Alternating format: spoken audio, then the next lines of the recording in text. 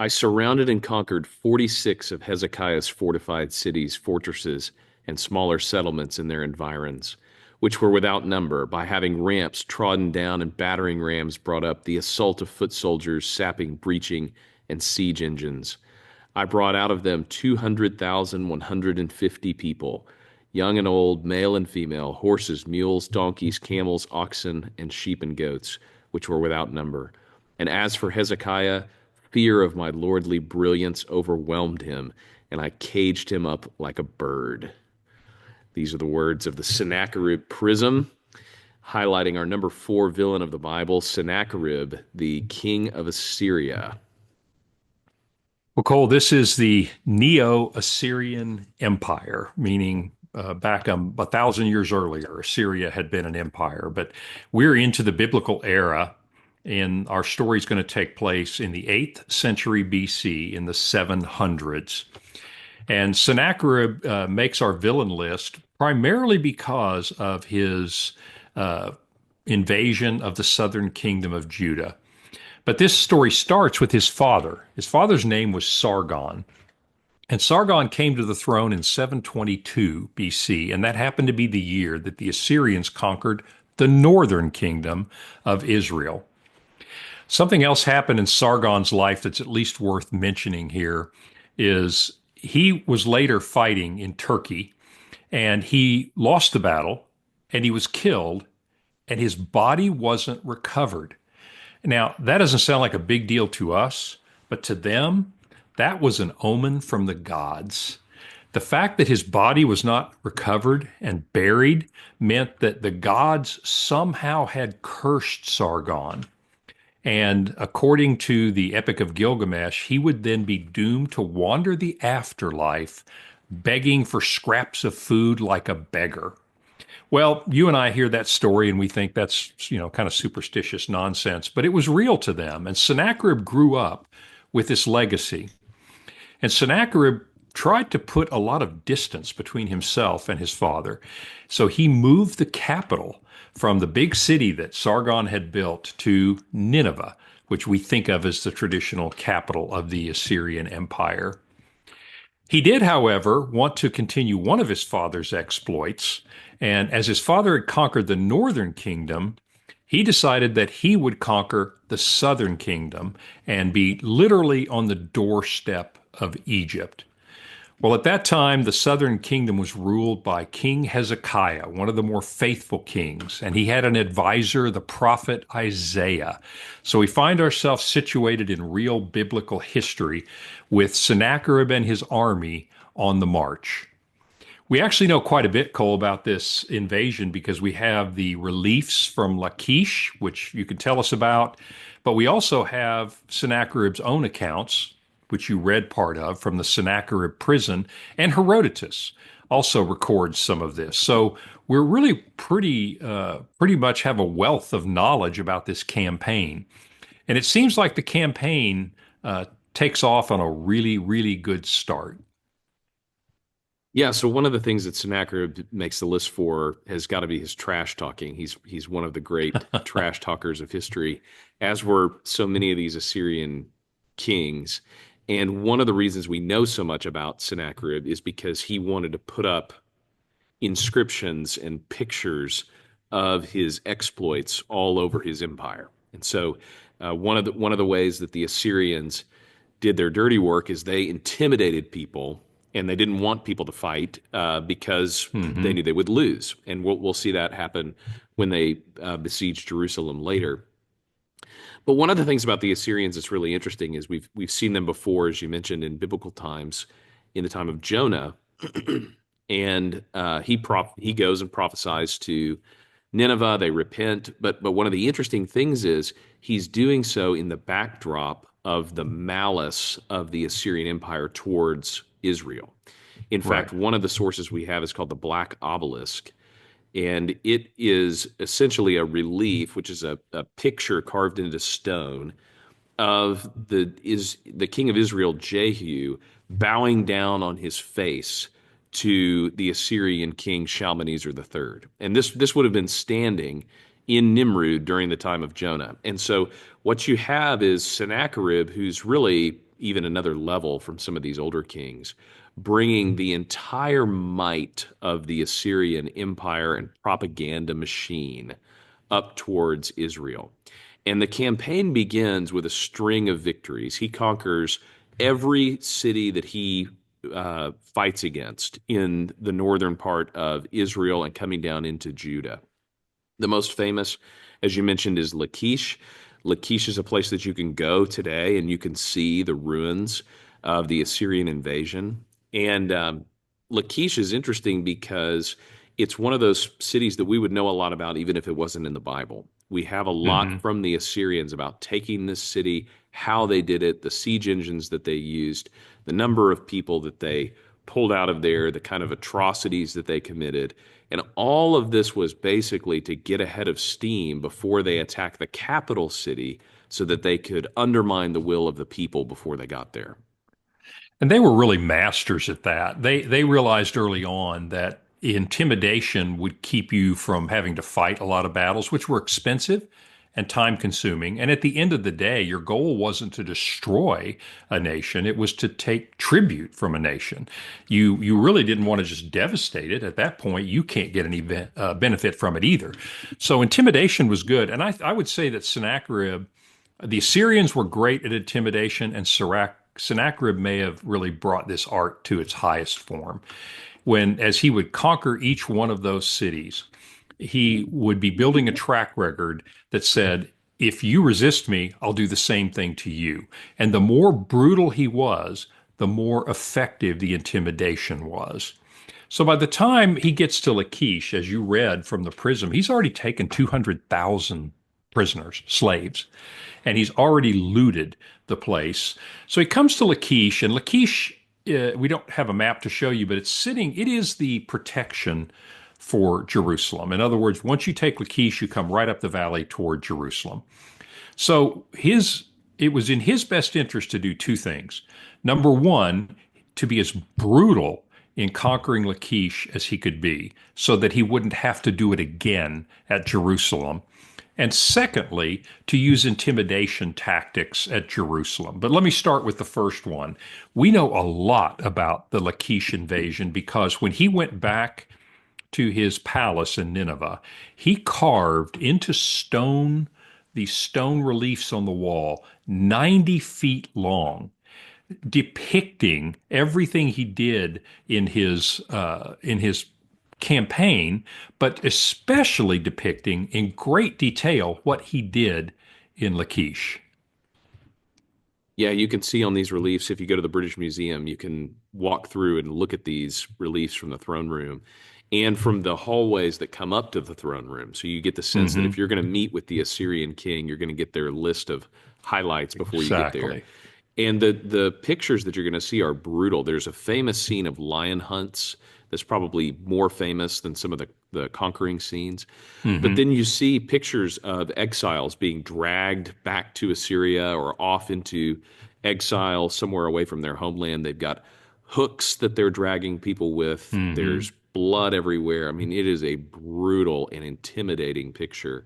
And you can tell in these reliefs who the Jews are. There's very clear markings of the way they look, hair, dress, all of this. You can tell really easily that he wanted to broadcast to everybody that he had conquered a people like the Israelites. Exactly. And these reliefs are amazing.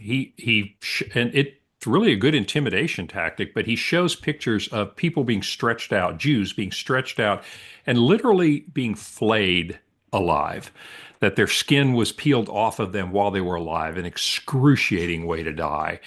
People were impaled on stakes, heads cut off and piled into just piles of people's heads. It was intended to shock and awe.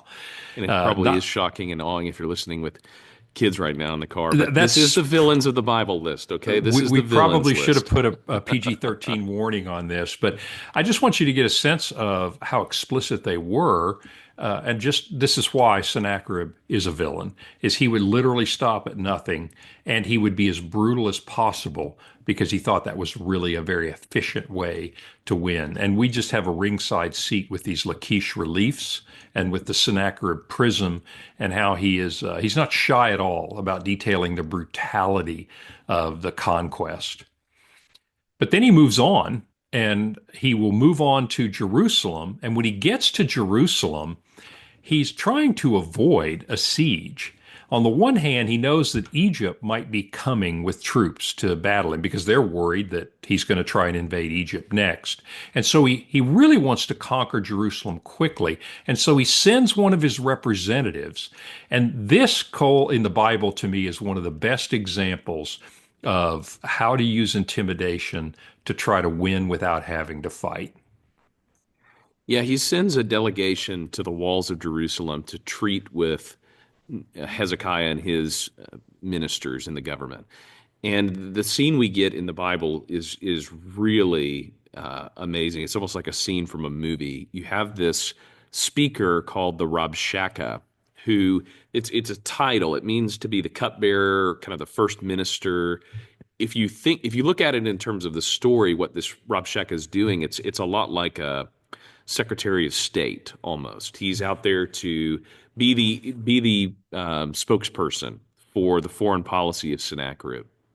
And man, this guy was a gifted speaker. In fact, the Jews, if you read about this encounter in some of the Jewish writings, they have a great flair for drama. So he comes up and he's speaking in Hebrew, and everybody that's standing on the walls of Jerusalem can hear the Rabshakeh speaking. And the ministers are asking him to speak in a different language so that the citizens can't hear what they're saying. And so some of the Jewish writers have conjectured that, because of his great knowledge of Hebrew, maybe he was a Hebrew.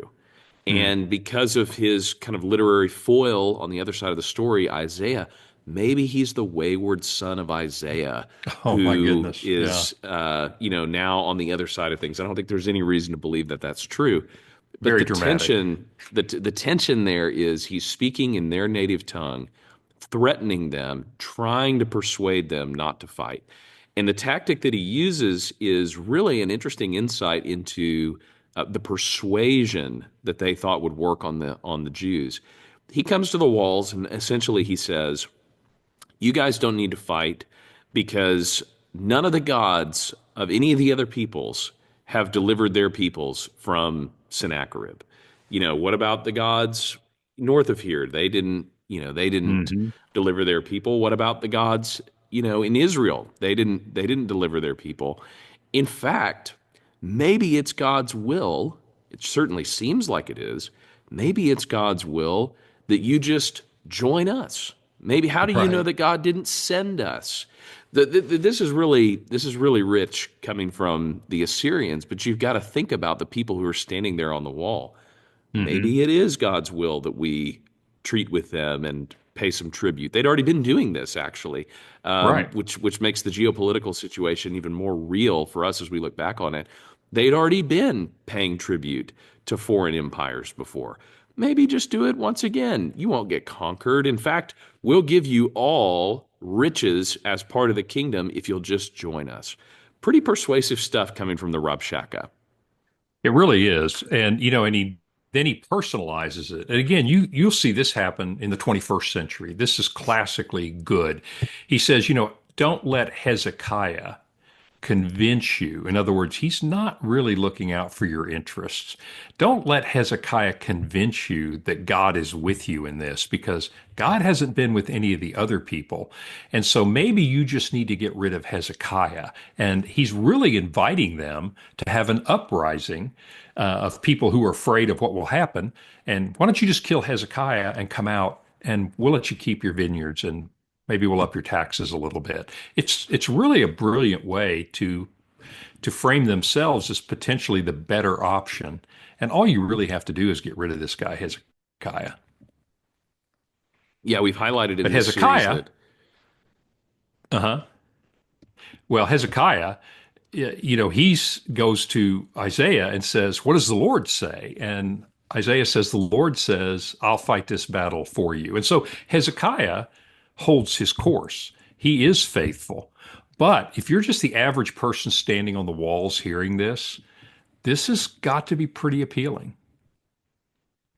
Yeah, you have to think that Hezekiah is in an unwinnable position because, on the one hand, if Hmm. he continues to rally the people and fight, there's a really good chance they're going to lose.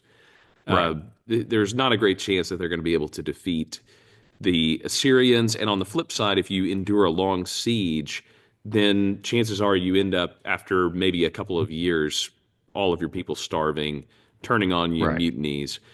But then again, if you decide to give in, then are you the last king of Judah? Is this the end exactly. for you? Do they basically take over, promise all kinds of things, and then get rid of you and put a puppet on the throne? The thing that complicates things is the Rabshakeh comes and he repeatedly says over and over and over again, "Thus says the king of Assyria. Thus says the great king of Assyria." And as Hezekiah is praying before the Lord, asking him what to do, a prophet comes into the court. The prophet Isaiah comes in and says, "But thus says the Lord." Exactly. And so Hezekiah, one of the great scenes, I think, Cole, in the Bible is he takes the letter that he's gotten from the Rabshakeh and the bragging of Sennacherib, and he goes in the temple and he lays it on the floor and bows down and prays to God. This is what your enemies have to say, and we can't win this without you. And he gets the answer that God says, I will fight your battle for you. And in fact, I'll just tell you what's going to happen. He's going to turn around and he's going to go back to his capital city, and there he's going to be killed when he's worshiping his gods. And so Hezekiah believed this. And so the biblical account is the next day, he wakes up and most of his army is dead, and he hightails it back to Nineveh.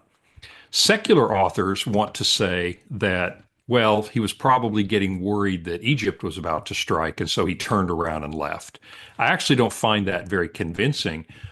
But whatever you think about that, and of course, I believe the biblical account, the historical reality is he inexplicably turns around and goes back to Nineveh, which tells me that something happened to where not only can he not take Jerusalem, he can't fight the Egyptians anymore, which makes me think that the biblical account is the most reasonable account. And so it actually does turn out that way. And when you read the Sennacherib prism, everything he says on there is true, but it's what he doesn't say at the end that I think is really significant. Yeah, he doesn't make any mention of how the campaign ended. I mean, he caged up Right, Hezekiah like a bird, and then what happened? We don't right. know. The annals selectively report the information from there on out. We know that actually this is not the end of Sennacherib's golden era. In fact, he's going to conquer Babylon, the city of Babylon, after this, 12 years after this. So it's an interesting omission in the prism that doesn't tell us what happened at the end of the siege of Jerusalem. Yeah, and obviously, if indeed the biblical account is correct, which we believe, but if say you're a secular scholar, you wouldn't hesitate to say, well, of course he was not going to write that. No one expects that the biblical account is not true because he didn't write it down. That no one would have expected that, but it is extremely hard to explain why he obviously did not conquer Jerusalem, or he would have mentioned it. So you're really faced, if you don't believe the biblical account, you're really at a bit of a loss to understand why he leaves and goes back. And you're right. A little bit after this, he does conquer, he does have some success in Babylon. In fact, he brags that here's quote, I destroyed, I devastated, and I burned with fire the wall of Babylon and the outer wall, the temples and the gods, the temple tower of brick and earth, all there was. I razed it and I dumped it into the canal. So he finally, has his vengeance on Babylon. But he does something, Cole, that I think the Bible doesn't say, but it's really interesting how the biblical account of this comes to pass. He has some elder sons, but he passes over them and he names as his successor one of the younger sons named Esarhaddon. And indeed, Esarhaddon will be the next king after him.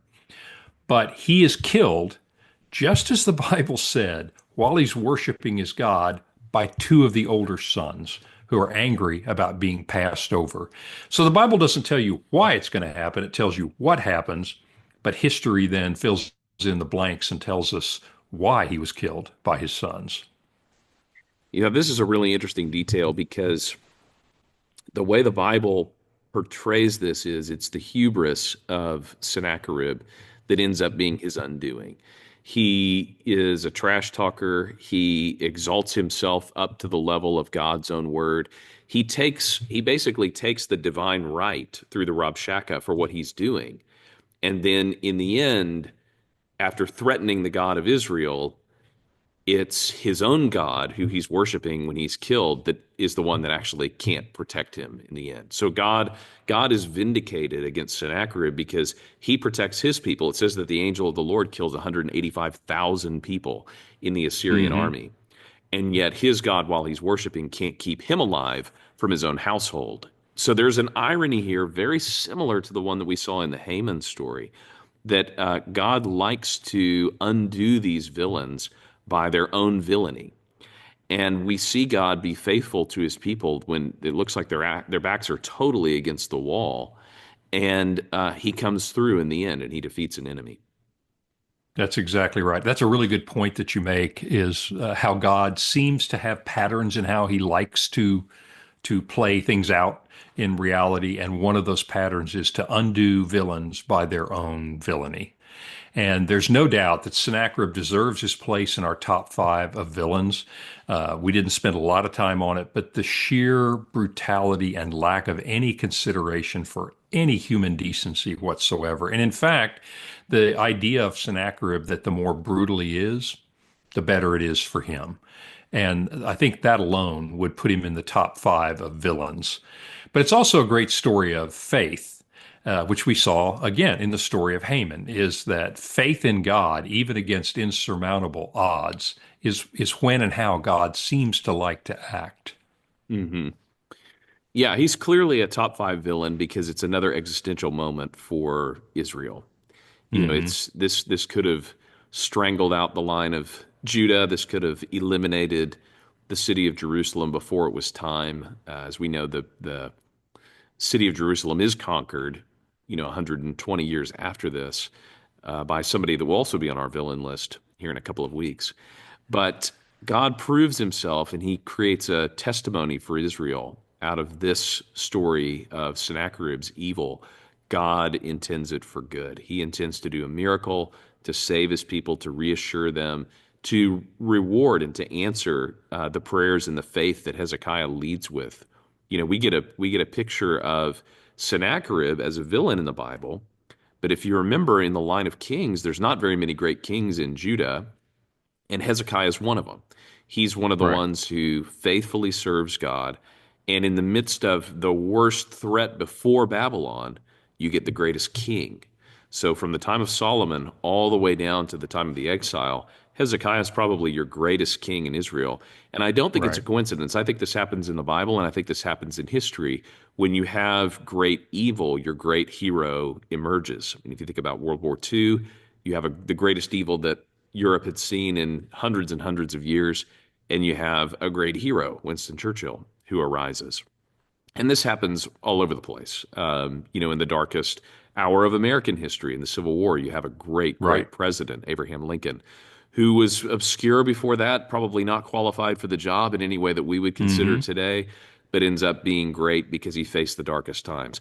God likes to do that same thing in the Bible. A lot of times when you see really, really difficult things, he gives his people faith and courage to stand up, and he does the miraculous to show that he's faithful. That is a powerful lesson that we will see over and over. Just as for the second time, we have seen that our villain met the doom that he deserved. Yes, on our next episode, we will see another villain who meets his doom. We'll get a little bit closer to the time of Christ, somebody who is a foil for Jesus in the sense that if Jesus was born the King of the Jews, what about the other King of the Jews? We'll talk about that villain on our next episode of the So We Speak podcast.